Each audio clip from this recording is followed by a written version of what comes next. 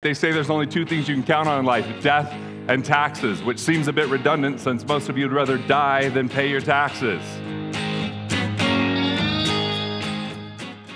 At least we know our taxes are going to good use, right?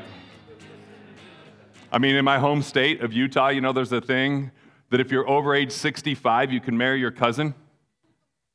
Because, well, of course there is. I mean, it doesn't say how old she has to be, so that even seems creepier, right? I mean, this is an actual law that's been passed. You know how much time and money it takes to have a session with 75 state representatives, 29 state senators? Someone proposes the bill, then someone has to write the bill, then they amend the bill and debate the bill, and then have the governor sign off on it. Also, some 65-year-old perv can marry his cousins. And yeah, I went with cousins because it was Utah. Go polygamy and go Utes. Yeah. Yeah, but we get some tax breaks, right?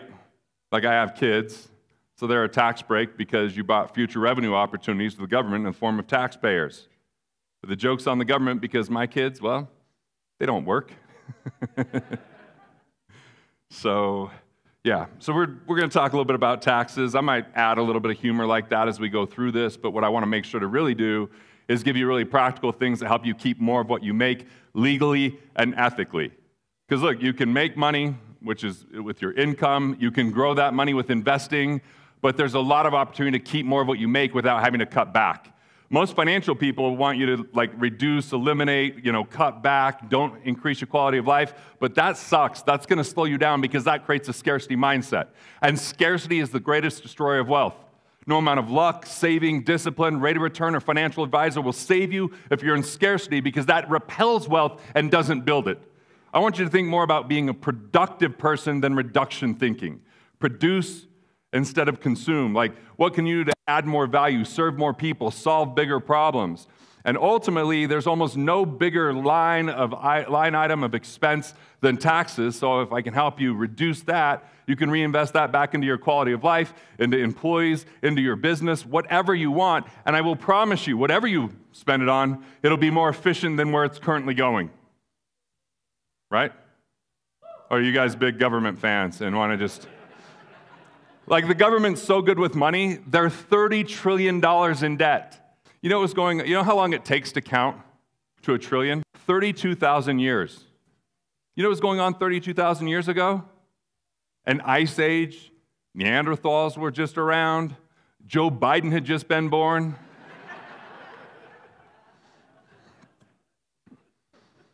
I mean, I'm not going to give you the type of tax advice that a lot of people give either, which is more about delaying tax, because there's a big difference between delaying tax and saving tax. Like most people's 401k looks like a 201k when they go to take their money out of it. Because saving tax means you don't have to pay. Delaying it means you don't have to pay right now. Because who doesn't want to wait till they're older and crankier to finally pay their taxes? That's why I think retirement plans are crazy. Who wants to wait till they're 85 to finally enjoy life? You're not going to get crunk up in the club when you're 85? Shit, I can't even do that today. The only thing that happens when you're 85 is you wake up.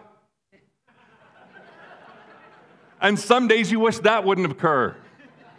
Your body aches, your eyes are swollen shut, and now you got to go be president. Right?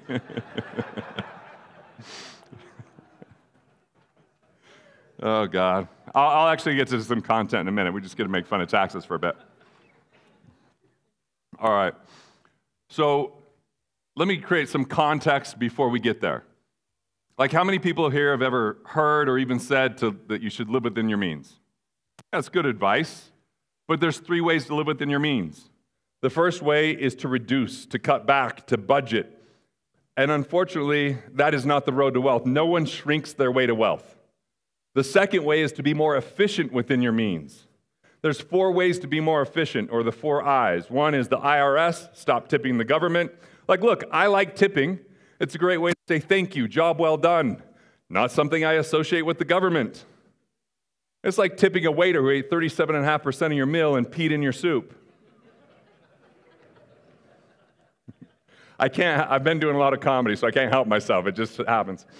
So number 1 is the IRS. That's how we be more efficient, pay them less legally and ethically. The second is interest. If you have the right credit score, the right collateral, the right cash flow reporting, or the right connections, you're going to pay less in interest and therefore keep more money rather than give it to institutions. The third I is investments, especially investments in the traditional sense where people are giving their money to investment advisors that they know nothing about the investments they're getting into, but they're paying a lot of non-performing fees, a lot of expenses, and unfortunately not protecting their downside. And ultimately, I'm here, like this is just a personal opinion, but I'm here to basically tell people to never invest in the stock market ever again for the rest of their life. Let me just get on a soapbox for 1 minute here. First off, there's a fiduciary responsibility for publicly traded companies only to the shareholders, not to employees and not to customers. So we continue to see something wrought with fraud where they continue to do things on the backs of employees and not helping them and hurting their customers just so they can get more, so they can continue to raise their stock price so a bunch of hedge fund assholes can get even more rich. Like, I'd rather vote with my dollar than go vote for someone who's always going to be inept when they get into politics. Like, and when we vote with our dollar, why vote for companies that you would never want to do business with? I believe you should invest in yourself, in your skill sets, in your aptitude, and in the investments that you create cash flow, not accumulate. This notion of accumulation is a stupid, antiquated, old philosophy that says, hey, buy a mutual fund, put money away often, early, and always. Set it and forget it. Wait for 30 years, and then one day, someday, you can finally enjoy life when you're too old to enjoy it, like I said before. It's a crazy notion. I believe in the things that Jeff was saying, economic independence, where you have enough cash flow coming from your balance sheet to cover your basic expenses, so every active dollar you earn can buy more assets. That's 10 times better than this notion of retirement plans. Well, I'm going to take 10% of my income and try to earn 10% on something that's not going to produce 10% because we're still stuck in the 90s, quoting in returns that don't even exist today, and pay a bunch of investment fees to people who can make money whether you make money or not, so that one day, someday, you can be told only to live off the interest. That's a dumb idea. Let's build up a bunch of assets and only live off the interest so the institutions can lend that out over and over and over again through fractionalized banking. Not that I have an opinion or any passion towards this dumbass shit, but ultimately, the whole notion is they try to tell you it's complicated, you can't understand it, and you need to trust these other people who are merely salespeople that pose like planners. Planners are going to say, are you saving tax? Have you have the proper asset protection? Or what are you really good at? Let's make sure you invest in that. They're not going to try to talk you out of your real estate deals. They're going to encourage that if that's where your expertise is, because you all have investor DNA. Investor DNA is your values, like what matters to you. That's your script for how to operate. It's your competencies. What are you good at? It's their drivers. What things do you want to pay attention to? And the rule is focus, don't diversify. Diversification is diversification when it's spreading up against a bunch of different stocks you know nothing about. Owning two mutual funds is not diversification, it's stupidity. Diversification is when you're wealthy. Focus is the way that you get wealthy with things that you know and that are aligned with that investor DNA that you have. So risk is in the investor, not the investment. So what's a good investment for one person might not be for the next person. All right, back to this thing I was talking about. 3 ways to live within your means. 1 is you can budget. 2 is you can be more efficient. There's a few ways to be more efficient. The first way was the IRS. We're going to emphasize some time on that. And if you want, I can speak faster. Just let me know by giving me a thumbs up. Second was interest. Pay less in interest by having the right kind of structure that gives you the best types of deals, the right types of connections, like with private bankers or the right types of investors. And then third, we're talking about investments. Protect the downside. Look for non-performing fees and remove those, like a financial detective. Because here's the deal. If you had $1 million, or let's say $100,000 sitting in a retirement plan, and they show you earning 10% for the next 30 years, that grows to $1.74 million. That sounds awesome. It's never going to happen, but it sounds great.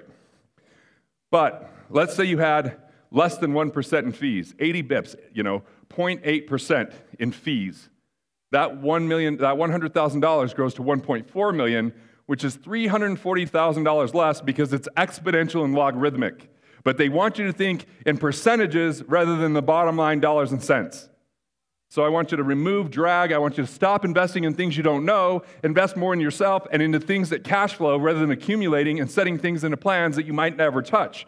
Look, when my grandma turned 70.5 and I said, Grandma, you got to take money out of your retirement plan, otherwise there's a required minimum distribution that charges 50% penalty plus your normal tax rate. It was the first time I heard her say the F word, not the last. I mean, once that dam broke, it was over. It was over. But she was mad because if you hate paying tax today, you're not going to hate paying it less in the future. So the fourth I is insurance. A lot of people have duplicate coverages, improper structure. They don't know how to properly transfer risk, and they buy expensive insurance, which are things that insure inconsequential things you can afford on your own, and they don't transfer the catastrophic things. So I'll say that clearly. You only use insurance for catastrophic risk, never anything inconsequential. Inconsequential is you can write a check today and go to sleep tonight, and you're not going to lose sleep. Inconsequential. Those are the things that cost the most, because the first dollar you pay for insurance is the most expensive dollar. The last dollar is the least expensive because it's the least likely to occur, but the most damaging if it does. Does that make sense? I can go. Some people are staring at me. Okay, cool. You would just look mad, sir. I was making sure we were on the same page. Okay, so we got 3 ways to live within your means. I've covered 2. You could budget. Budgeting sucks. Or you can be more efficient within your means. Or you can expand your means. That's why you're here. That's what these guys are amazing at doing, is helping people expand their means, add more value, serve more people, make more money. You're not just looking about what you can hold on to, because when people get stuck in scarcity, they often lose sight of what they can do to provide value for others, and they only think about what they can do to survive for themselves. And as I said before, no one shrinks their way to wealth. Hey, if you found this video valuable, and I hope you did because you're still here. If not, what's wrong? Why are you still watching? Now, if you found it valuable, then maybe you'd find value in my book, Disrupting Sacred Cows. It's my newest book. Someone just read it, said it's the best book they've ever read. Now, that's kind of a high bar. I'll let you judge yourself, but click the link, grab the book, and you'll be on your way to financial literacy and enlightenment.